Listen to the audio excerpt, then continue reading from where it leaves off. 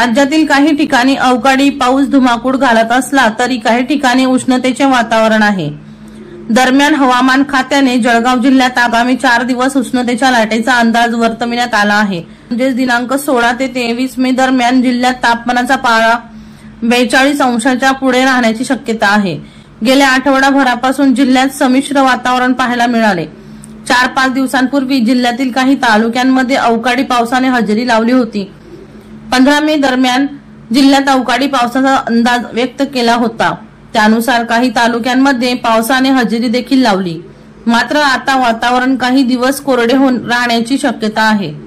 यामुळे पारा वाढणार आहे। मात्र त्यासोबत उन्हाळी वारे वाहत असल्याने उन्हाची दाहकता अधिक जाणवणार आहे।